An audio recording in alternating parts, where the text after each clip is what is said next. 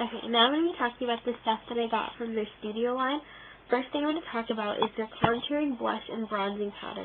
It looks like this. It comes with a little plastic protective thing, which I always keep in there so that the product doesn't get over the mirror, so it doesn't get dirty. So these are the colors.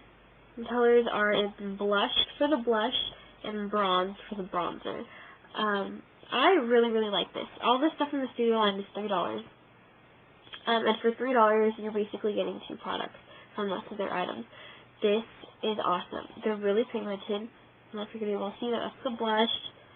That's the bronzer. I'm trying to swatch it on my hand for you guys so you guys can see it, hopefully. So that's the blush and that's the bronzer. Really, really pigmented. I really don't have anything bad to say about this. The colors are great and very wearable, I think. So I really like this. Next thing we're going to talk about is their e.l.f. Eyebrow Treat and Tame. So this side is the treat side, and this side is the tame side, and this one is in dark. The colors that you choose only affect the tame side. So they come in 3 colors. This is the darkest one.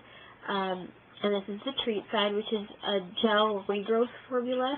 I use this at night before I go to sleep. It's like, it has a brush tip applicator, which I'm actually not too fond of. I wish that it was the same applicator as this. I think it would work better, like with a spoolie applicator.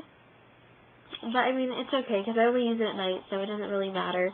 But I just, with the brush, it just looks weird. Like my eyebrows look all crazy. And so I'll just take a regular spoolie and just straighten them out. But I've only been using this for a couple weeks, so I don't know if it's really helping my eyebrows to like regrow faster. But I'll keep using it and I'll see how that works. But I think it does a pretty good job of like moisturizing my eyelashes, or not my eyelashes, my eyebrows. The tame side, like I said, this is the darkest color they have. But it's still really light for me. It's really pigmented. So the color that you see in the tube is the color that's going to go on your eyebrows. So I can't use this product alone, but what I do use it for is to go over my eyebrows after I use my Smashbox Brow Tech, if I can find it. I'll put my Brow Tech on. I use my Brow Tech every day.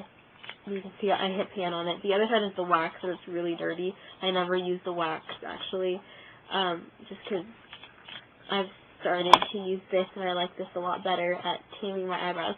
So after I put the powder on my eyebrows, I'll use this to brush over it, but very lightly, because if you overdo it, like I said, it's really pigmented, so the color is going to change on your eyebrows. So if I put too much on my eyebrows, they're going to look really, really light. But I do like it because it does a really great job of keeping them in place all day long. So, the next thing I'm going to talk about is their e.l.f. Under Eye Concealer and Highlighter. They both have a doe foot applicator, and the highlight part, the applicator is pink, and I don't know why. I don't know if she thinks such a thing. But it's just this white, like, highlight cream, basically, and it blends in, and I think this is good. I like this. It's a nice, like, highlighting cream. I'm not going to blend it in too much so you guys can still kind of see it, hopefully. It's right there. This is good for, like, under your eyebrows or over it even. I put some down my nose sometimes. Or anywhere. It's a nice cream formula, so you can pretty much use it anywhere. The concealer side. This is in Fair. The highlight color doesn't change, but the concealer side changes. This is Fair. The lightest shade that they have. It is actually too light for me. And my packaging is really bad because it keeps leaking. But there's the concealer. Like I said, it's too light for me, but I do like this because it has like a brightening effect. I use this under my eyes, and I blend it in. It blends in, you know, pretty well. Let me show you. Blend that in, and you know, it blends in. And it's nice because it gives my under eyes like a brightened effect. So I put this on underneath my concealer when I do use it because it is too light. So I'll put this on, concealer over. The next thing I have is the eyebrow filler, the eyebrow lifter and filler. This is in medium. This is still in this box because I don't use it. I do not like this product. The lifter side is this kind of peachy colored pencil. It looks like that. This part is okay. Like, I don't mind it so much. It works. It blends, and you can use it, like, under the arch of your brow to kind of lift it, or whatever. Kind of like a highlighter, too, I guess, except it has more of, like, a peachy tone. So that's okay.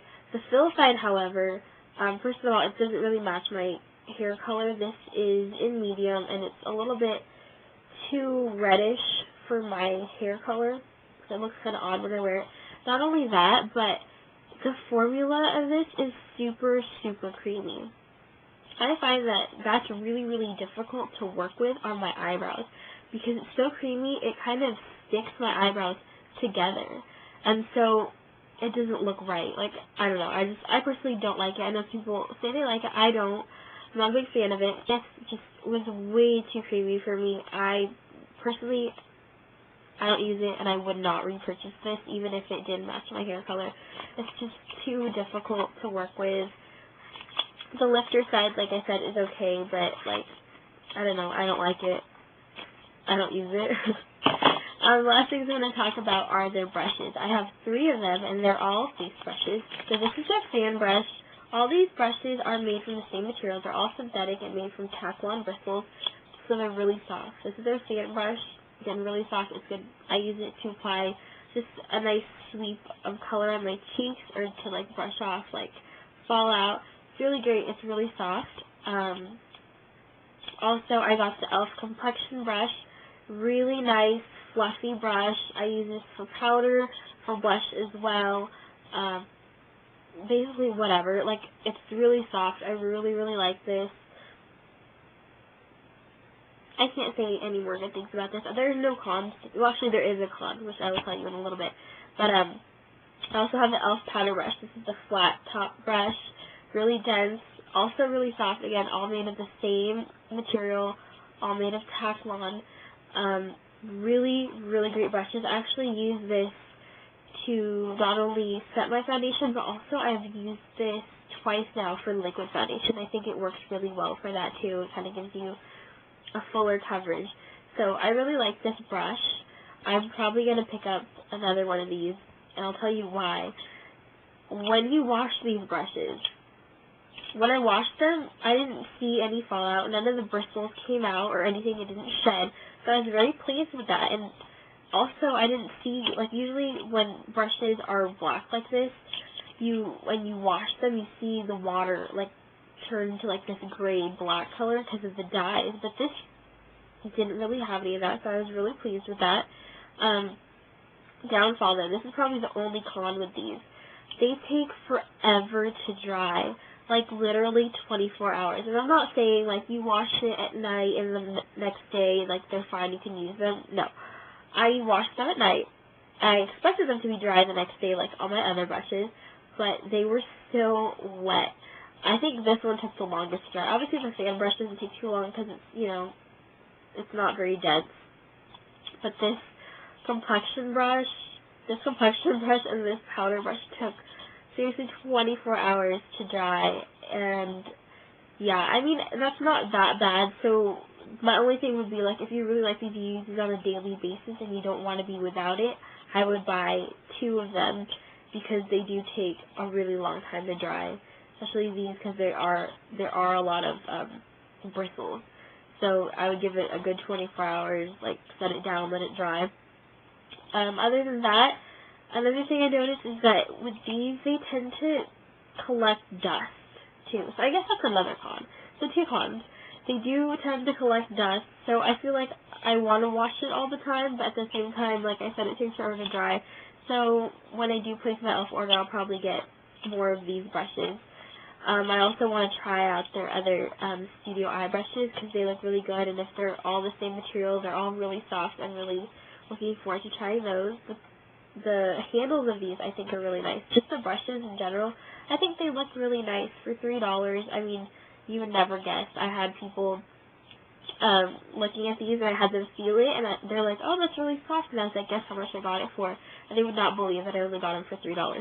So, really great quality, really soft, awesome brushes. I highly recommend these, and I do want to try out their eye brushes as well. So those are the things that I got from the studio line, and I'm actually pretty pleased with all their stuff overall. Love the brushes. Love the contouring blush and bronzing powder. I will hopefully, I can't place an order anytime soon because I don't have any money. But my next order will hopefully consist of the other studio brushes as well as some other things. So yeah, that's my review on the studio products that I have. And next I'm going to be talking about their mineral line.